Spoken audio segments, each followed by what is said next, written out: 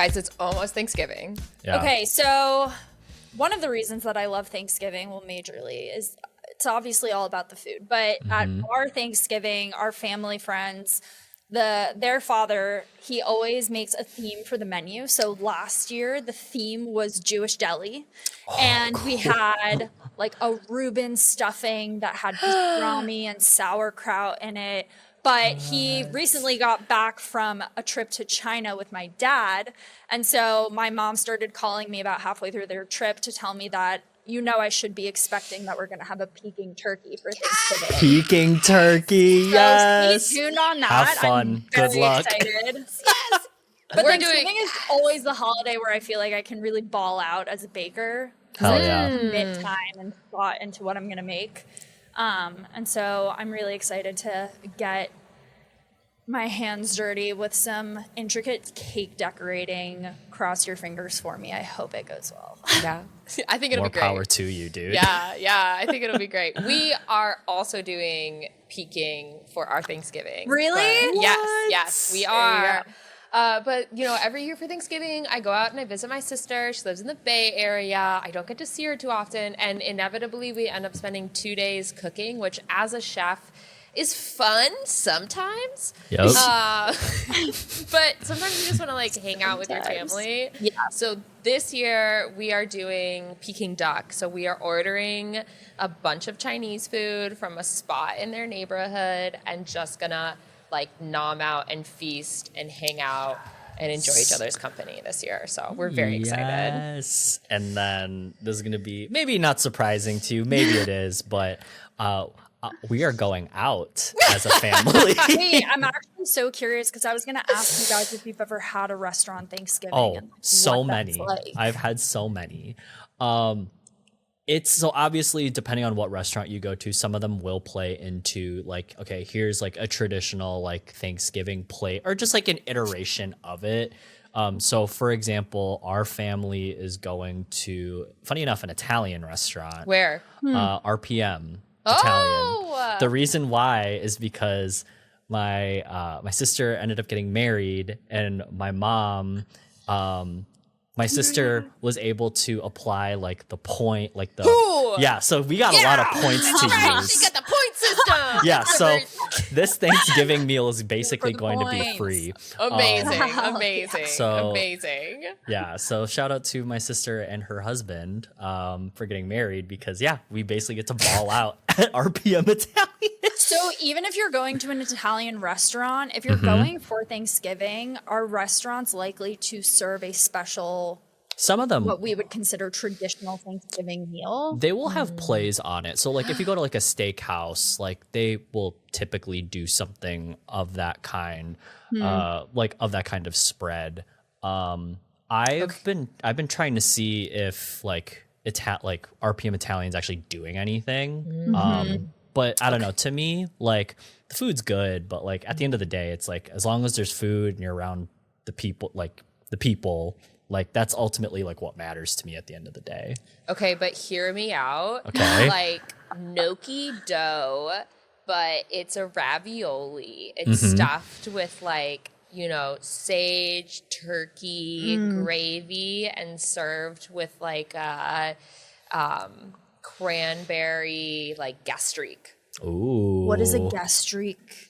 The fancy way to say sauce. Okay. Yeah, gastrique, it's good. It's vinegary, Yeah. all of that tart. But yeah, I mean, we'll see. I mean, I'll report back. Yeah. Watch, I'm just eating penne alla vodka or something. Which, by the way, it's very good. When there, it hits, it hits. Yeah. That's all I'm gonna say.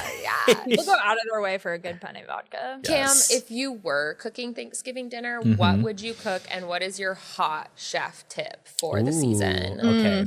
So we never me being Filipino, turkey was obviously always there, but I think it was always just there for just by default. I feel like nobody cared about turkey until deep fried turkey became a thing. Yeah. So my when I was in culinary school, my family out in Jersey and New York, I would always go to their house during Thanksgiving just because I didn't want to fly back to Chicago for something like that.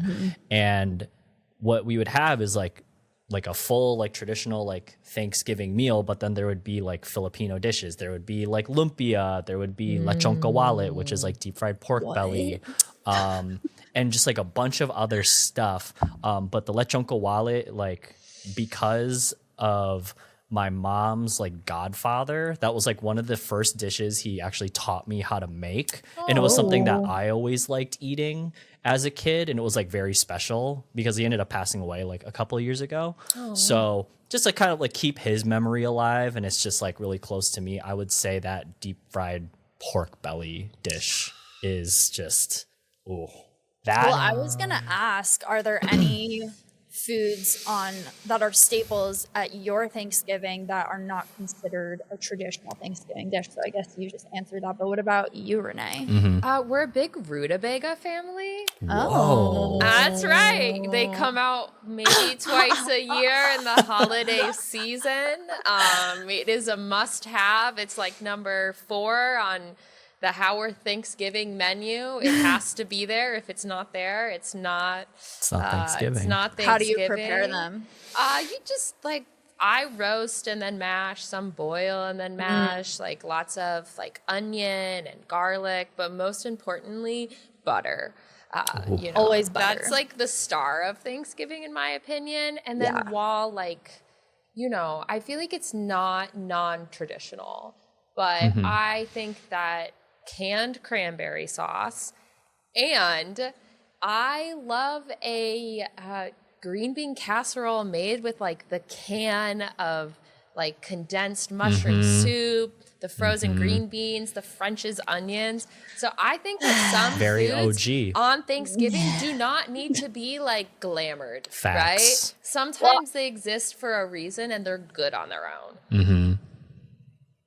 Callie disagrees. You missed me with the green bean casserole. I feel like green beans do have a right on the table, but I'm not sure if it's in casserole form. Ooh. That's my take on that. What about with gravy? Yeah. Because a green bean with gravy is a casserole in my mind. Interesting. If the How elements, are you defining a casserole? if all the elements of a green bean casserole are there, it is a green bean casserole. So you know, like the deconstructed, like I have roasted green beans, I have a mushroom gravy, I have the onions. That's still green bean casserole. Okay. Yeah. You know, like that's like it is what it is. Now, what pie are you guys going for? Oh, apple. Easy. Apple? Ooh, Oh my okay, God. so talk to me like, do you want a fancy apple pie? Do you want a classic? So- Do you want streusel? What is it? So there's a place in Wisconsin that my cousin from Wisconsin brought over an apple pie. This was during Christmas actually, but I would still like, oh, this pie. But the thing that they're known for is that you bake it in a paper bag. It comes in a paper bag. Yeah, you can order it on Gold Belly. I remember me and my dad, like, because we're suckers for apple pie. I remember both of us going in, like, warming it up. My cousin was like, "Oh, just like warm it up in like the microwave for a little bit."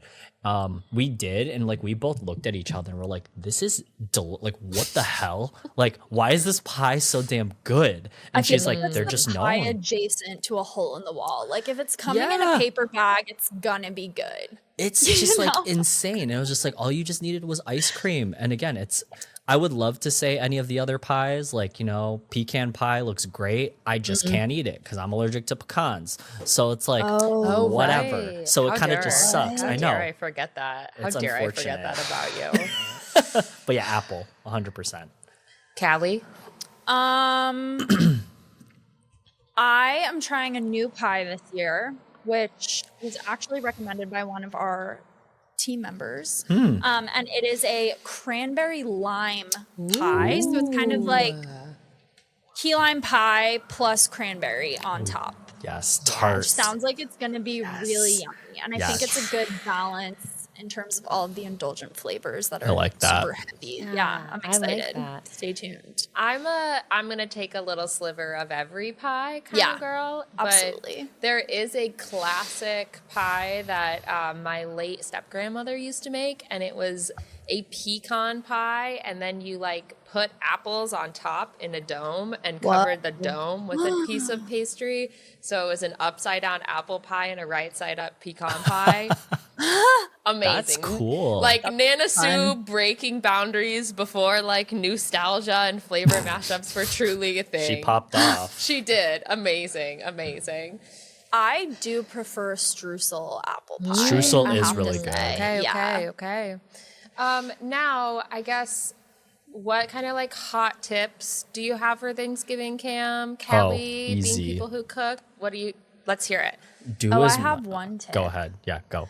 Actually, one of the chefs on our team told me this last year, and it changed the game. If you're making pie dough, which first of all is way easier than people make it out to be, you should add vodka to your pie dough because it evaporates in the oven and then it's flakier. That really changed my life last year. Heck so yeah. I will be doing it again. We love that. I would say my tip is just from like a general prep standpoint. Like if you can freeze it, just do it already. Like like literally any dicing of vegetables, produce, like that, obviously if it can hold. So like mirepoix, carrot, onion, celery, get that out of the way. Make stock already, just like freeze it. Like just do as much prep as you can possibly like reasonably fit in your freezer. Just to like eliminate the amount of dishes that you ultimately have to do while you're actually constructing everything. Just thinking ahead. It reminds me of that Christmas episode from The Bear. Like, you just don't want the massive chaos on the holiday. Exactly. Day. If you can make it ahead, just do it already. Yeah. My tip is to forget to thaw your turkey in time. It takes like 48 hours, so don't do it the night before, everyone. And remember, there's to take the bag out. Yes, that. Oh my God, what? And you guys probably know this, but Butterball has that turkey hotline. That Right. Yeah. And they get bombarded with calls because it's like you can imagine. It's like it's a call center. That is amazing. Yeah. So People stay being themselves and they stay being unprepared. You know? Don't worry, Butterball's got you. They got Butterball's you with got that turkey hotline. That's amazing. And don't forget Yes. acid on your Thanksgiving table. We talk Yes. about cranberry sauce, but there's plenty of other ways. I personally think that sometimes like a salad belongs on the Thanksgiving table. Yeah. I like one Agree. that has like shredded Brussels sprouts, Yes. pomegranate seeds, mint, Butternut. really like Frisee. punchy, vinaigrette going on. Good harvest salad. Oh, guys, I'm so hungry now. And lastly, don't forget about the Popeyes Cajun chicken. Oh, yeah. That Yes. Chef Brian Fisher Keller taught us all about. If you haven't listened to our chicken episode from last season, he offers such great insight on what it's like and how to do it. So make sure you're calling ahead and placing that order. And do know that that turkey is fully cooked.